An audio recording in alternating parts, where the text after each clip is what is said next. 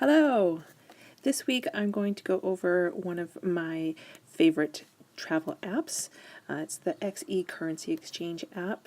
I use this one quite a lot while I'm away because of all the different currencies out there. It's hard to remember what the exchange rate is to your home currency.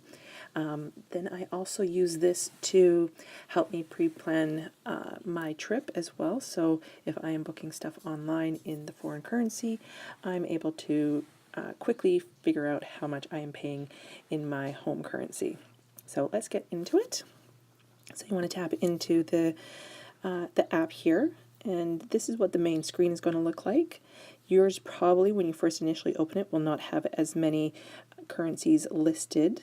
You are able to add in 10 different currencies, and then you can change them whenever you like as well. So depending on where you're going, you can change them up. So to change them up, you want to go into the edit button, which is over on the right hand side top. And in here, this is where you're going to be able to put them in order the way that you want to.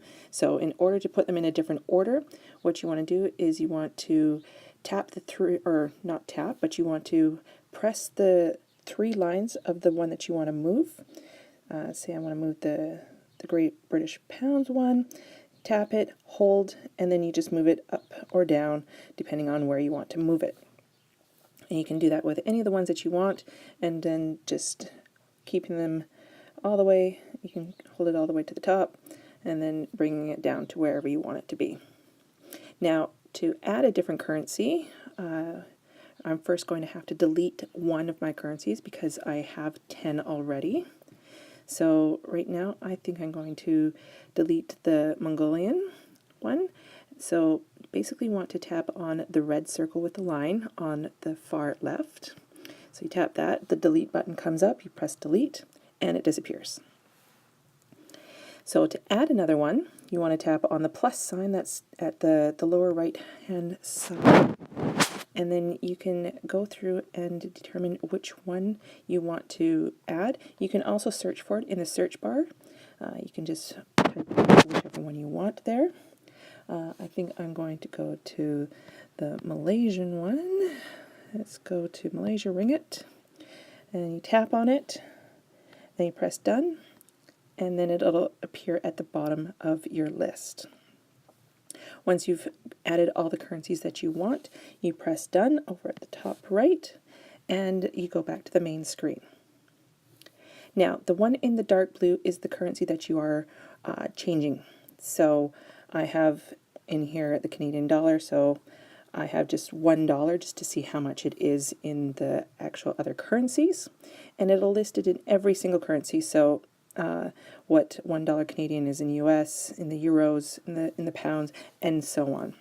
Now, one of the tricks that I like to do is before I leave, or when I first get to the country that I'm going to be going to, is I put in my home currency up at the top, and I put in $1. That then will be able to give me an idea of how much each dollar is in that local currency. Now, say, for instance, $1 Canadian is $5.92 Hong Kong dollars, right? Now, what I would do is I would round that number up. So I would round that up to $6. Same with the Thai baht. So 23.58. I would round that up to probably 25 just to make it easy to calculate in my head. So I do this for the pure fact that I don't have to pull out my phone every time I want to find out how much something is going to cost in my home currency.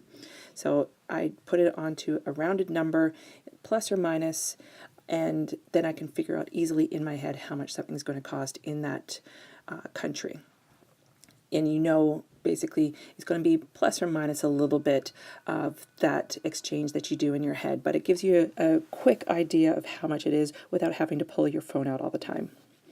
Now, when you want to figure out how much it is in your home currency, and say we're in England and the UK, and say we're going to spend £35 on dinner. So pulls up, and you know it's going to be rounded up, it's going to be like $60. Now, one of the cool tricks to do in here is when you tap on the number here, it pulls up a calculator. You'll see on the right hand side at the bottom you have all your calculator functions. So you can do calculations in the app itself, and you don't have to go outside of the app to use the calculator app. So you want to say we're going to spend £54 plus we're going to spend another 35, and then you press done once you've figured out all your calculations, and then it'll add it for you, and then it'll also then do the exchange for you. So it's just a nice one less step you have to do in a different app.